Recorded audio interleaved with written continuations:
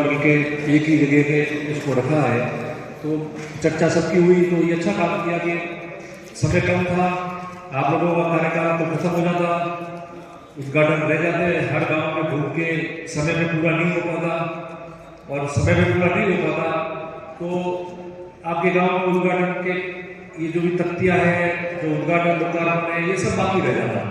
तो मैं समझता हूँ कि सभी लोगों को इकट्ठा करके, एकत्रित करके एक जगह ये शानदार कार्यक्रम का आयोजन जो किया है, इसलिए प्रधान साहब, वीडियो साहब और समस्त स्टाफ जो है ग्राम पंचायत समिति का, उसको मेरी तरफ से बहुत बहुत बधाई, बहुत बहुत धन्यवाद, बहुत बहुत। और बाकी तो आप सबको ध्यान है कि जो भी तरीका है, काम है, वो काम के तरीके से होता रहेगा। सरपंच साहब, आस जिंदा रहनी चाहिए इंसान की। तो कई लोग हैं आप लोग जो आज 5 साल का कार्यक्रम किया, जो भी हम सबसे कोशिश हुई कि आप सबको जितनी मदद कर सके, सहयोग कर सके, वो हम लोगों ने किया है। और कहीं आपकी व्यवस्थाओं में इस प्रकार से नहीं रहे कि कभी कमी कोई नजर आवे या कभी आपको जानबूझ के किसी ने तकलीफ दी हो। मेरे ख्याल से शायद ही ऐसा कोई उदाहरण हुआ होगा, आप सारे के सारे सरपंच यहाँ बैठे हो, कभी ऐसी व्यवस्था होनी नहीं थी। क्योंकि देखो, जो भी जनप्रतिनिधि जीतता है, हारता है, वो तो सब समय के हिसाब से चलता रहता है। ये हार जीत तो भले कोई संख्या में तो किसी की गिना भी सकते हैं, जीत हो गई इतनी बार हार गए, तो वो होगा, उसमें कोई वो बड़ी बात नहीं है। हारेंगे भी, जीतेंगे भी, कितनी बार जीतते हारते ये महत्व नहीं होता है। लोग हार के बाद में भी, जीत के बाद में भी किस प्रकार से लोग साथ जुड़े हुए रहते हैं, उनका कितना सम्मान होता है, एक दूसरे के प्रति प्रेम होता है, वो सबसे ज़्यादा ज़रूरी होता है। और मेरा मानना है, हमेशा मैंने ये चीज़ आजमा के भी देखी है कि जब भी ये चुनाव चले जाते हैं, उसके बाद में जनप्रतिनिधि का भी कर्तव्य होता है। जैसे आप सरपंच बने हैं, कल आपका कार्यकाल पूरा होगा, लोगों से प्रेम रखा हुआ, आराम से काम किया होगा, तो लोग वैसे ही रखेंगे। तो किसी की भी पीछा नहीं किया जाता है कि भाई इसको तकलीफ देनी है, इसने मुझे वोट दिया या नहीं दिया।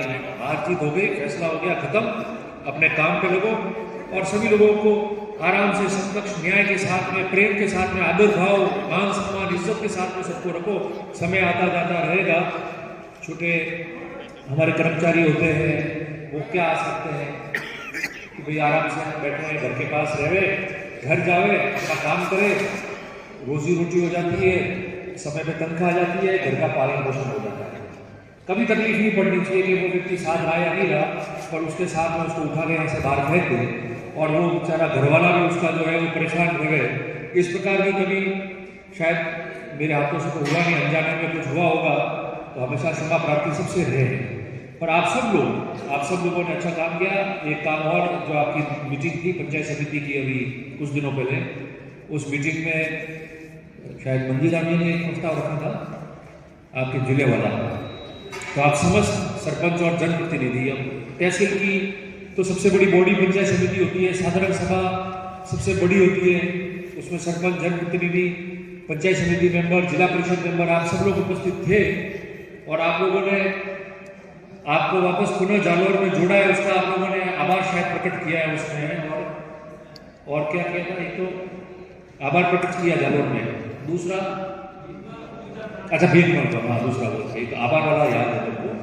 तो एक तो आभार वाला था, और दूसरा आप लोगों ने भीखमल को जिला बनाने की जो आपकी मांग थी, या जो आपका कर्तव्य, आपका अधिकार था आपकी बॉडी के अंदर, उसके लिए किया। तो आप लोगों को धन्यवाद। क्योंकि मंदिरा जी, कई बार क्या होता है कि आपका प्रस्ताव रखा, इसलिए आपका नाम मैंने कोट किया। क्योंकि कई बार क्या होता है कि कई बातें नहीं बोली जाती है, तो वो अधूरी रह जाती है। वो बोलना बहुत जरूरी होता है लोकतंत्र में। और यहाँ तो क्या है, यहाँ से लेके कई जगह बोली गई है, बोली भी जाएगी। क्योंकि ये इशू ऐसा बन गया है, इतना बड़ा इशू बन गया है कि मैं तो अभी भी आज भी उम्मीद करता हूँ कि सरकार में बैठे हुए जो लोग हैं, ये सरकार से ताल्लुक रखने वाले लोग, उनका मैंने अभी तक कोई बयान नहीं सुना। तो मैं आशा करूँगा, नहीं तो मेरी शिकायत रहेगी, मुख्यमंत्री जी को पूछना पड़ेगा मुझे विधानसभा में प्यार से कि सर आपके लोग क्यों नहीं बोल रहे कि जिला सही निरस्त किया है या गलत किया है। आपके लोग क्यों नहीं कह रहे कि ये फैसला ठीक किया है या नहीं किया है। उनको बोलना चाहिए। जो सरकार में आपके लोग हैं, जो ताल्लुक रखते हैं आपसे, वो ही नहीं बोलेंगे तो प्रजा को कैसे पता चलेगा कि आपने क्या फैसले लिए हैं। जैसे मैं था, बिल्कुल साफ मन से बोला हूँ, पहले भी बोला, आज भी बोल रहा हूँ, कल भी बोलूँगा, उसमें कोई बड़ी बात नहीं है। क्योंकि जब आपका आंदोलन हुआ रानीवाड़ा के अंदर, आपकी संघर्ष समिति बनी, भीनमाल में बनी, बाबूड़ा में बनी, तो उस धरने पे हम तो भले आधे घंटे आए हो या 10 मिनट आए हो, मगर आप जो सरपंच यहाँ बैठे हो, मेरे ख्याल से सभी सरपंचों ने जालोर में शामिल करना या भीनमाल बनाने के लिए लिखित में दिया था। सारे सरपंचों ने, मेरे ख्याल जिसने नहीं दिया वो सरपंच यहाँ है क्या, जिसने नहीं दिया, और सबने दिया आप लोगों ने, सबने आपने लिख के दिया, सरपंचों ने, ग्राम पंचायत ने लिख के दिया है, प्रस्ताव पारित किया है ग्राम पंचायतों ने, प्रस्ताव पारित किया ग्राम पंचायतों ने। ये कोई छोटी बात नहीं है, कहने को तो मुंह से कुछ भी कोई कह सकता है, पर आपके रिकॉर्ड में है ग्राम पंचायतों ने प्रस्ताव पारित करके चिट्ठियां दी है, मेरे पास पड़ा है, वो आप लोगों ने बंडल दिया था। और पंचायत समिति के मेंबरों ने भी कहा, हमसे ज्यादा वो लोग धरने पे सबसे ज्यादा बैठे और बोले जो आज सत्ता में और सरकार में है, जो अब नहीं बोल रहे सरकार के पक्ष में, जो सरकार के लोग हैं। तो मैं समझता हूं कि किसी भी तहसील की बात करना, आप लोगों को पता है अगर ये बात छिड़ गई तो बात दूर दूर तक जाएगी।